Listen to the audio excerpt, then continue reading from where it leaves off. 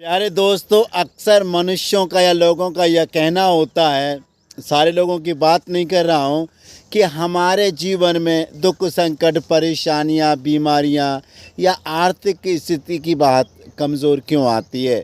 मेरे ही जीवन में यह क्यों होता है। सारे लोग खुश रहते हैं, लेकिन मेरे जीवन में ऐसा क्यों हो रहा है। ऐसा हम सोचते हैं अपने जीवन के बारे में। तो प्यारे दोस्तों, मैं आज आपको ईश्वर का संदेश यही सुनाना चाहता हूँ। इस बात को ध्यान से सुनना।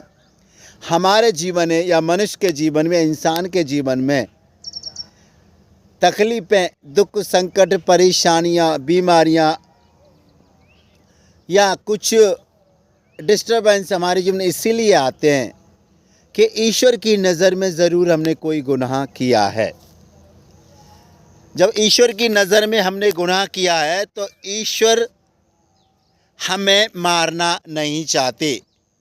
हम अपने प्रायश्चित के द्वारा, पश्चाताप के द्वारा उन गुनाहों को कबूल करते, ईश्वर के सामने अपने सारे गुनाहों को रख दें, माफ़ी मांग लें, और जिससे कि उन गुनाहों का असर बिल्कुल ज़ीरो हो जाए। क्योंकि हम सबको पता है, सर्वशक्तिमान पिता परमेश्वर सारा डालने वाला है, तिनके में जीवन डालने वाला है, तिनके में पहाड़ को गिराने वाला भी है। और दूसरा, जब हमारे जीवन में सारे समस्याएं आती हैं, उसका दूसरा कारण ये होता है कि ईश्वर हमसे कुछ चाहता है। ईश्वर चाहता है कि हम उसकी महिमा करें। ईश्वर चाहता है कि ईश्वर का वचन, ईश्वर का संदेश हम लाखों लाखों लोगों तक पहुंचाएं।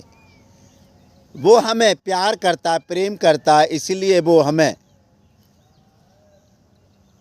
कुछ समय के लिए परेशानियों से होके गुजारता है। जिस तरह से सोना पहाड़ से निकलता है, खदान से निकलता है,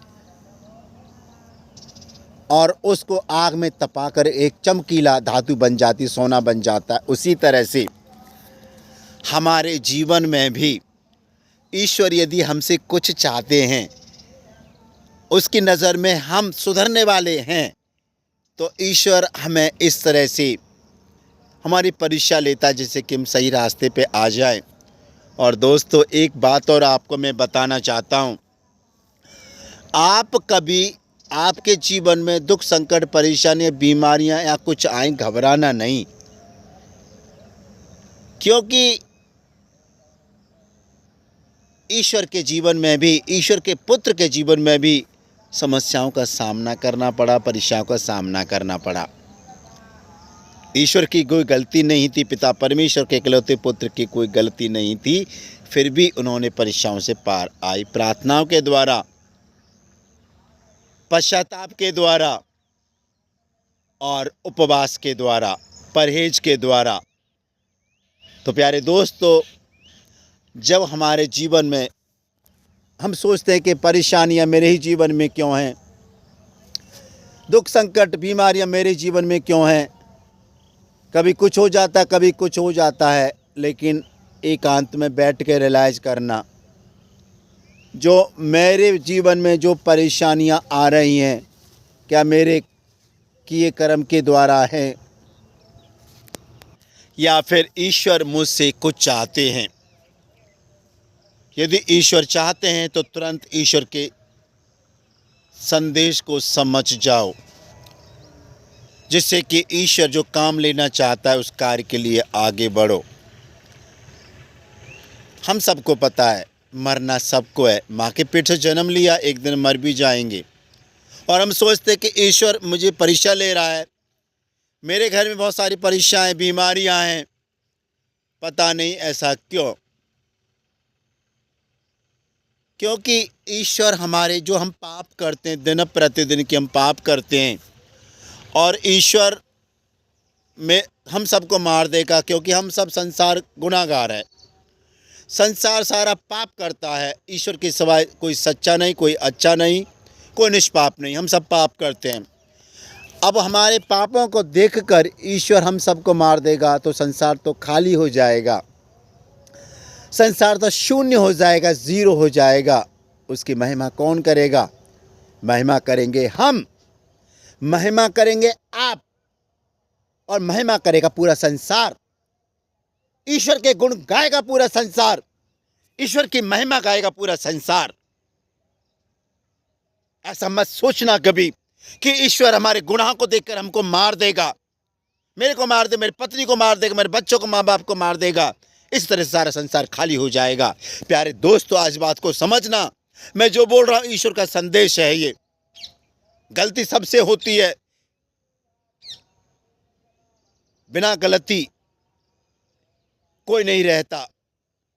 कुछ गलतियां होती जाने में, कुछ अनजाने में होती है, लेकिन ईश्वर माफ़ करता है। अपने सच्चे दिल को इस ईश्वर के सामने उड़ेल दो कि ईश्वर, मैं से जाने अनजाने में गलती माफ़ी मांगता हूँ, तेरा अपराध कभी ना करूँगा, पाप की जोखिम से हमेशा दूर रहूँगा। ईश्वर ऐसा निर्दयी नहीं है, हमको मार देगा। ईश्वर दयावान है, दया सागर है, उद्धार करता है। यदि हम बीमार हो जाते हैं तो ईश्वर की शरण में जाओ, ईश्वर मुझे रास्ता दिखा, अच्छा वैद्य दिखा, क्योंकि अच्छे वैद्यों की नियुक्ति तूने की है, तूने उनको वैद्य बनाया, डॉक्टर बनाया, चिकित्सक बनाया है। हम अपना ज्ञान, बुद्धि, विवेक के ईश्वर से प्रार्थना कर आगे बढ़ें। कभी ये ना सोचिए जो मेरे जीवन में होता है तो क्यों होता है। परीक्षा हर किसी के जीवन में, क्योंकि हम पापी है, गुनाहगार, हम गुनाह करते हैं। दिन पर जहाँ हम काम करते हैं वहाँ भी गुनाह करते हैं, हम घर में भी गुनाह करते हैं, दोस्तों के साथ में भी गुनाह करते हैं, और हमारे समुदाय का नहीं उसके प्रति में गुनाह करते हैं, जो हमारे धर्म और जाति का नहीं उनके प्रति में गुनाह करते हैं। गुनहगार है हम, आपको स्वीकार करना पड़ेगा। यदि आप स्वीकारते नहीं है कि गुनहगार नहीं है, तो ईश्वर को पता है कि हम सब गुनहगार हैं। इस बात को समझ जाना। आज ईश्वर हमसे चाहते हैं हम अपना पाप स्वीकार करके आगे बढ़े, पश्चाताप करके आगे बढ़े, जो भी गुनाह किए आगे बढ़े। पश्चाताप एक ऐसी अच्छी औषधि है, पश्चाताप एक ऐसी अच्छी दवा है, प्रायश्चित एक ऐसी अच्छी दवा है, प्रार्थना, उपवास एक अच्छी दवा है। एक बड़े से बड़े पाप के असर को कम कर देती है हमेशा हमेशा के लिए। पिता परमेश्वर जानता है इस बात को। तो प्यारे दोस्तों, आज इस मैसेज के वीडियो के द्वारा आप इस बात को समझ जाना कि ईश्वर हमें मारना नहीं चाहता, सुधारना चाहता है। हम सब पापी है तो हम सब मर जाएंगे, संसार में कौन रहेगा, इस बात का आप ध्यान करना। प्यारे दोस्तों, समय रहते अपने गुनाहों के प्रति चेत जाओ, जिससे कि हम सब सुरक्षित रहें, उसकी महिमा कर सके। क्योंकि हम सब जानते हैं कि नबी योना से ईश्वर काम लेना चाहते थे। एक नगर था, नगर निनवे, वहां के लोग पाप कर रहे थे बहुत सारे। ईश्वर ने बोला कि जाओ नगर में निनवे जाओ, योना, वहां के लोगों को पश्चाताप करने का संदेश दो, को वहां पर पाप बढ़ गया है। तो नबी योना ने सोचा उस नगर के लोग तो बहुत ही दुष्ट है, मैं जाऊंगा तो मुझे मार देंगे, सोच रहा था। लेकिन क्या हुआ, ईश्वर की वाणी नहीं सुनी, भाग गया समुद्र के रास्ते। क्योंकि प्यारे दोस्तों, ईश्वर काम लेना चाहते थे नबी योना से। ईश्वर ने आदेश दिया मछली को, बड़ी मछली को, या बोल सकते वेल मछली को, कि नबी योना को निगल गई। 3 दिन और 3 रात नबी योना मछली के पेट में रहे थे। तीसरे दिन ईश्वर ने आदेश दिया मछली को कि योना नबी को समुद्र के किनारे निकाल दिए। दोबारा से ईश्वर की वाणी नबी योना को सुनाई पड़ी, हे योना, अब चले जाओ नगर निनवे, वहाँ तुम्हारा इंतजार कर रहे हैं लोग, तुम्हारे संदेश सुनना चाहते हैं, तुम्हारी वाणी सुनना चाहते हैं। मैं क्या बोलना चाहता हूँ, मैं नबी नियुक्त करता हूँ, संदेशवाहक नियुक्त करता हूँ आप जैसे धर्मी लोगों को। नबी योना गया, ईश्वर का संदेश सुनाया। उस नगर के लोग, निनवे नगर के लोग, हजारों लोगों ने पश्चाताप किया। यहाँ तक कि उनके पशु पक्षियों ने न खाना खाया न पिया। वहाँ के राजा ने टाट ओढ़ कर, भस्म रमा कर पश्चाताप किया, वहाँ के लोग बच गए।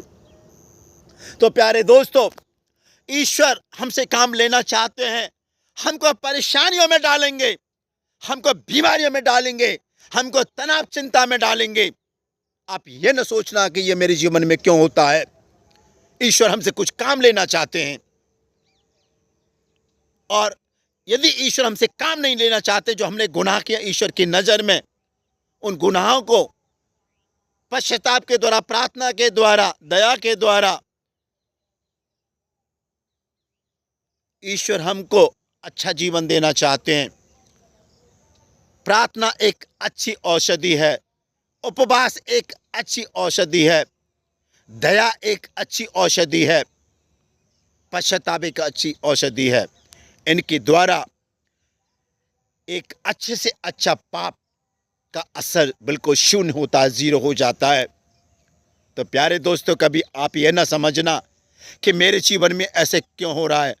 होता है तो होने दो, क्योंकि कभी डरना नहीं। कोई भी सुरक्षित नहीं इस संसार में ईश्वर के सिवाय। यदि ईश्वर का हम सबको आनंद लेना है तो अपने गुनाहों को प्यारे दोस्त माफ़ कर दो, अपने गुनाहों को ईश्वर के सामने डाल दो, जैसे कि ईश्वर हमारे गुनाहों को माफ़ कर दे। क्योंकि हम सब गुनहगार हैं, गुनाह करते हैं हम बहुत सारा, ईर्ष्या करते हैं, जलन कपट करते हैं। जो हमारी बात नहीं मानते, हमारी जाति धर्म का नहीं है तो समुदाय का नहीं होता, उनसे हम जलन करते हैं, ईर्ष्या करते हैं, द्वेष रखते हैं, जातिगत भावना रखते हैं, पारिवारिक भावना रखते हैं। इसलिए हमारे जीवन में कष्ट परेशानियां आती हैं, और हम व्यक्तिगत फायदे के लिए भी हम ईश्वर की नज़र में बुरे कर्म करते हैं। प्यारे दोस्तों, तो आज का ईश्वर का संदेश यही है, जब हमारे जीवन में परेशानी, दुख, संकट, बीमारियां आए तो ईश्वर से प्रार्थना करो, हे पिता परमेश्वर, मैं सारे गुनाहों से माफ़ी मांगता हूँ, तेरा अपराध कभी ना करूँगा और पाप की जोखिम से हमेशा दूर रहूँगा, मेरे गुनाहों को मिटा दे। देखना, प्रार्थना के द्वारा, उपवास के द्वारा गुनाह चुटकियों में चले जाएंगे। आप एक अच्छे ईश्वर के बेटे या बेटी बन जाएंगे। प्यारे दोस्तों, इस बात को देखना, जिस तरह से हम बीमार हो जाते हैं, दवाई तुरंत असर नहीं करती, टाइम लेती है। यदि बहुत वैसी बीमारी है तो महीना 2 महीना में ठीक हो जाती है, साल में ठीक हो जाती है। उसी तरह से आज हम प्रार्थना करेंगे ईश्वर के सामने, आज अपने गुनाहों को कबूलेंगे तो वो दिन दूर नहीं, आप एक चमकते हुए सितारे बन जाएंगे, आप एक हीरो बन जाएंगे, हीरोइन बन जाएंगे ईश्वर की नज़र में। देखना ईश्वर कितना दयावान है। हमेशा उपवास, प्रार्थना, परहेज करते रहो और बुरे कर्मों से बचते रहो, क्योंकि ईश्वर का राज निकट आ गया है। प्यारे दोस्तों, ईश्वर का राज निकट आ गया, समझना, स्वर्ग राज निकट आ गया। सच बोल रहा हूं, क्योंकि हम सब ईश्वर की नज़र में गुनहगार हैं। हम सब जानते हैं, यदि कोई इंसान संसार से चला जाता, मर जाता, उसके संसार नष्ट हो गया, उसके लिए तो प्रलय आ गई, संसार शून्य हो गया, काला हो गया। तो प्यारे दोस्तों, ईश्वर ने हमें अब तक जीवित रखा है, कुछ चाहता है हमसे। यदि हम अपने परिवार का ठीक प्रकार से देखभाल नहीं करते, वो चाहता अपने परिवार की देखभाल ठीक से करें। ईश्वर का संदेश हमको वाणी सुनाई पड़ी है, लेकिन ईश्वर का काम हम नहीं कर पा रहे हैं। वो चाहता है मेरा काम करें, पूरे संसार में जाके तेरे नाम का प्रचार करें, क्योंकि तू ही जीवंत ईश्वर है, तू ही इकलौता जीवंत ईश्वर है। तू लंगड़े लूढ़ों को ठीक करने वाला, मृतकों को जलाने वाला, अंधों को आंखें देने वाला ईश्वर है। तो प्यारे दोस्तों, हम अपने गुनाह कबूल करेंगे तो हमने परिवार का ठीक प्रकार से देखभाल करेंगे, अपने परिवार का, बीवी बच्चों का, माँ बाप का, भाई बहनों का, और समाज के काम भी आएंगे। समय रहते गुनाहों को कबूल कर लो, ईश्वर के सानिध्य में चले जाओ, सच्चे ईश्वर के सानिध्य में। ईश्वर से यही प्रार्थना करो, हे पिता परमेश्वर, मैं मानता हूँ मेरे गुनाह बहुत बड़े हैं, इतने गुनाह बड़े हैं कि ये माफ़ी योग्य नहीं, फिर भी सारे गुनाहों को मैं तेरे सामने रखता हूँ पिता, माफ़ करना हो सके तो। देखना सच्चे हृदय से पश्चाताप करना, आपके गुनाह ईश्वर ज़रूर माफ़ करेगा। ईश्वर आपको आशीष दे।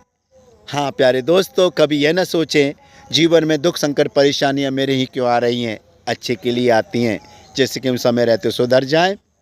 और ईश्वर हमसे कुछ काम लेना चाहता है। ईश्वर कभी किसी को अनावश्यक नहीं मारना चाहता, नहीं तंग करना चाहता। ईश्वर आपको आशीष दे।